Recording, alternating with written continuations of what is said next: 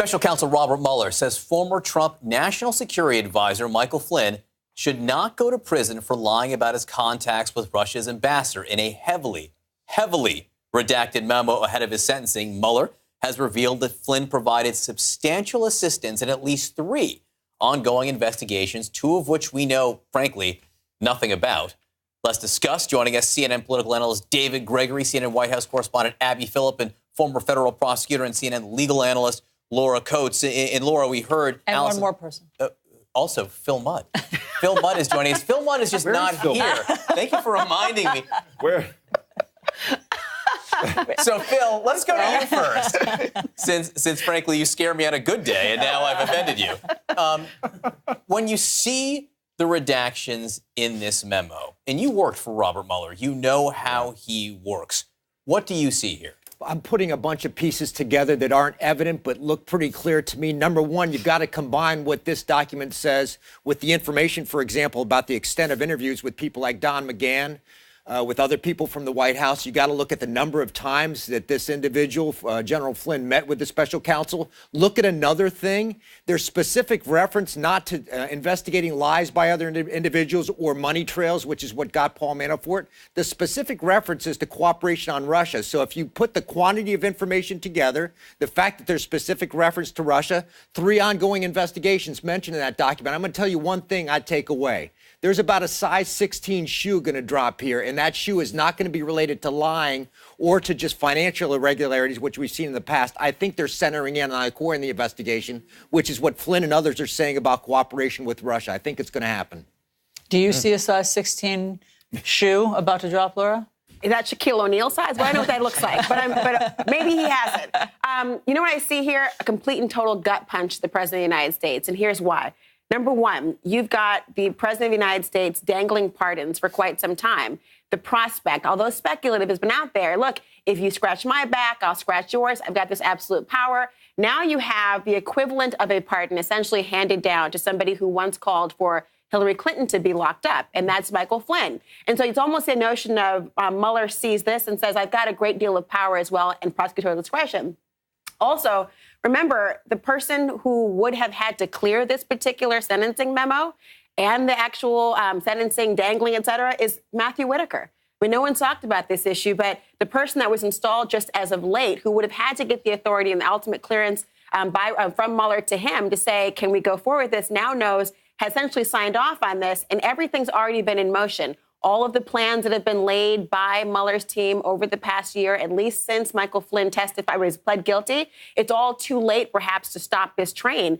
And it looks like the president is maybe going to get pulled over or ran over by it. All right. We're like a metaphor overload here, but we talked about a size 16 shoe, a punch in the gut, and some kind of roadside issue. But Abby, I want to play you what the president has said out loud about Michael Flynn, because I think it is interesting over time.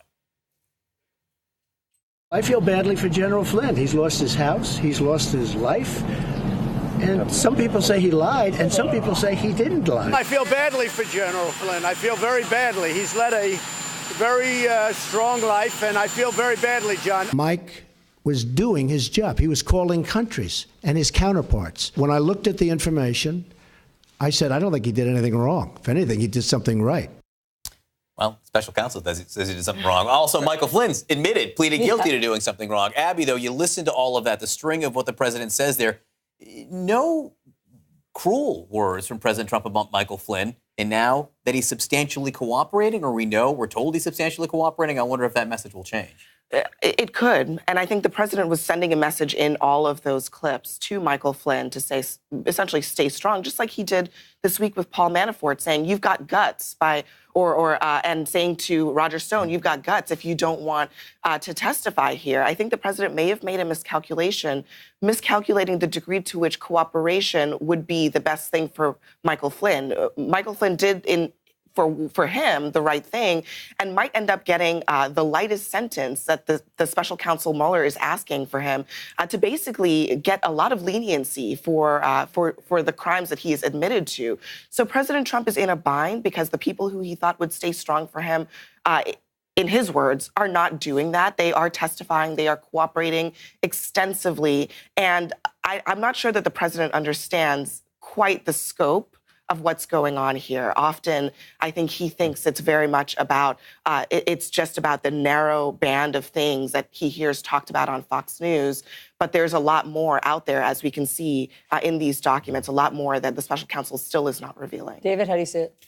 Well, I think the wow factor here is that you have a document with, related to Michael Flynn, who's been so important and been in the shadows now for months and months, coming out and saying, now we have some nexus between the Trump orbit and these contacts with Russia. I think that's potentially very significant. In the space of a week, you have someone who was so close to the president and Michael Cohen, now flipping, telling all, and Michael Flynn, who was both close and there at a critical time in the campaign time and that early time, just the first couple of weeks of the presidency, who can speak to potential coordination. And the last point is the power of narrative. I think the president and people around him have been in control of kind of slicing and dicing Mueller and the investigation and the witch hunt and all of these bit players. What does it add up to?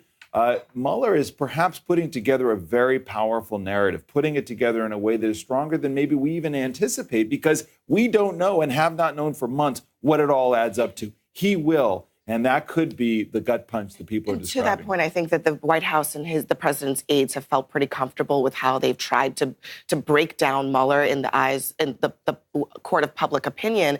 But that's because we haven't really known anything about what Mueller has been up to, really. So now that we are getting into that place where we're getting a lot more information, they're going to find it more difficult. I think we've seen Rudy Giuliani trying to make a political argument that this means nothing. But I think the documents really speak for themselves. It means there are at least two major chunks of this investigation that we know nothing about. And Rudy Giuliani's argument doesn't really hold water when you put that up against that. And it's behind there in black in those documents. And David, you bring up one thing, and I just want to point it out, because sometimes we forget at this point.